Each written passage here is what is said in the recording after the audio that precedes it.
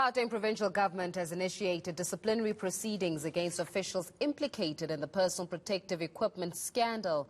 Premier David Makhura says an announcement will be made in the coming week once all legal processes have been concluded. In the meantime, the City Press reports that the health officials have been ordered to pay back close to 30 million rand to the state. So for more on this, I'm joined by the Special Investigating Unit's Kaiser Khanyago. Tata Khanyago, thanks a lot for joining us this evening. A very good evening to you. Can we confirm that the SIU Special Tribunal summons revealed that former Gauteng Health Chief Financial Officer Kabelo Hlonyane altered the prices of the quotation that was submitted by a company owned by presidential spokesperson Kusela Diko's husband, Tadisizwe Diko? Good evening, Faith, and good evening to the viewers. What we can say to you is that we have put summons to the special tribunal in which we are explaining, one, the reason why we wanted to freeze the pension of the former CFO before she left, and we also wanted to look at the issue of giving evidence to the special tribunal that we have already found out in relation to what the contribution of the CFO has been, and also the contribution of the HOD, who in this particular case is still within the employ of the Gauteng government. Therefore, we have put a document or a summons together where we are saying and making a clear allegation based on the evidence that we have put that there has been an overpayment of just over 29 million on the issue of the PPEs in relation particularly to the issue of royal butter. Yeah, we're going to talk a little bit about the HOD as well as the implication of those government officials. But as per your investigation, the Gauteng Health MEC Bandile Masuku, does he have any accountability? Does any accountability lie with him in this awarding of the tender saga? Or are you solely implicating one such Kabelo Hlonyane as well as the HOD, who's, by the way, still employed, Nkululu Lukele? Yes, at the moment, the investigations are still going on. We have indicated previously that where there are outcomes, we will deal with those issues. And in this particular instance, this should not be seen as the end of the investigations around this matter or around any other individual that might have been affected. We are only dealing with the specific one that is before us. You must remember that when we did the freezing of the accounts we had about those 40 accounts that we had, we also freezed the pension of the former CFO. And the 6th of October is the date when that interim order will have to be made final. Therefore, we have got to then provide to the court the evidence that we have acquired so far in relation to that, so that we are able to justify why the order needs to be made final. But also, we are saying that this is just the beginning. The other things are still coming. We shouldn't see this action that we are doing now of dealing with the head of department and the CFO, the former CFO, as the end of the matter. But it's just the beginning, and more still has to come. Yeah, I mean, you've implicated the HOD, right? You've implicated also the former CFO who subsequently resigned, but the HOD is still employed. In that instance, is that not then a conflict of interest where you're seeing taxpayers pay for the injustices of having money taken from their pockets? Yeah, the unfortunate part with that, Faith, is that matter is an employee relation issue.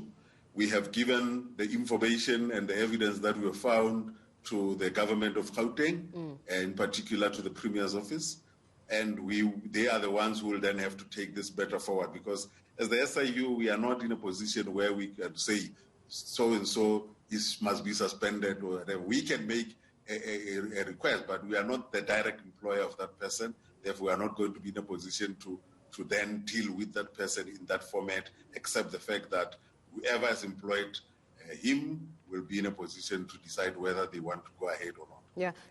So you've submitted the findings so far to the Gauteng Premier, so they're very well aware of the findings that you've got thus far in this investigation. How have they received this report that you've given them? Was it openly received? Was it received with a little bit of caution? How do they take to some of the findings that you've proposed? Again, let me explain this. We have not given them the report of the whole investigation because the investigation is not done, completed. But secondly, we are not going to give them the report of the investigation now that we are working within a proclamation. That report is going to be given to the president.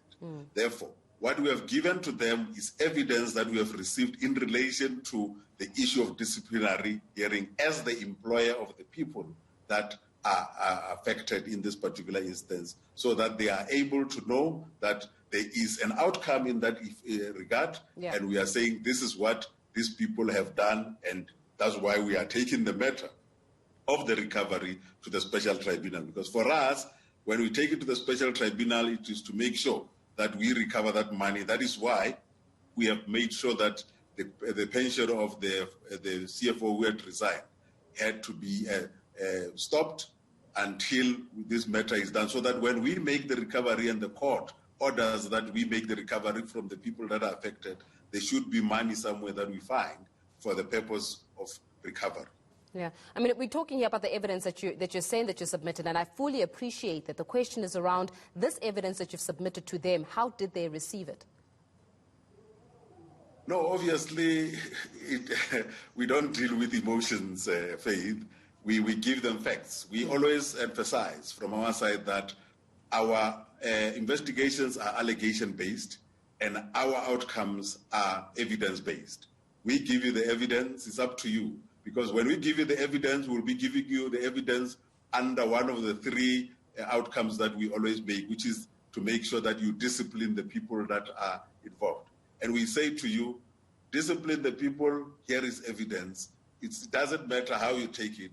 You've got to then deal with the matter because you are the employer and they are the employees. And I've heard you in the beginning saying that the previous office saying that they will announce in the near future about this matter, and I hope they will do so.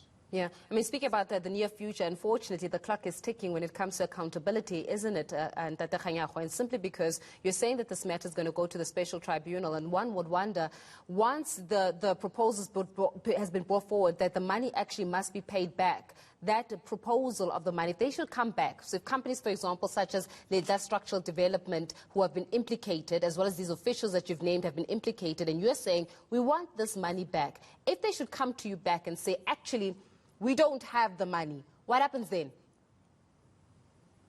We always have other options of asset forfeiture that can happen, because we then have to look at the properties that you have and see what can be done. And all of those things we'll have to take through the courts. But recovery is not always only in the form of money. If the money has been already used, we then are going to look at the others, and we'll work again with the National Prosecuting Authority to make sure that we find the money in other ways and make sure that that money that was misused is returned to the state. Because in this particular instance, we are talking about money that we think was overpaid by the Department of Health to the specific companies, as in Royal Baka and Ledla. Are you suggesting any arrests being made thus far? I mean, saying that they must pay back somewhat, 30 million rand is one thing, but these are people that stole. I think you can appreciate that one. So is there any form of, okay, you've paid back the money, is there any form of jail time here in terms of accountability, and how far are we going to take this? Yes, you will appreciate the fact that we work within a mandate, and our mandate doesn't include people being arrested. But what happens is, where we find criminality, we then refer the matter to the NPA. And you'll appreciate the fact that on this particular one, we didn't just stop there. We even went ourselves as the SIU to go to the court, to the police station, and open a case against the three companies, because we have already found some criminality around it, so that by the time the NPA deals with the matter, the case has already been opened. And that's how far we can go. We can know, if we start going to arrest people as the SIU, then the people will be released, because we'll be going against our mandate. We're going to leave it there. Who speaks for the Special Investigating Unit as the spokesperson, giving us the way forward in terms of the implication of the Gauteng health officials, as well as those companies that have been implicated.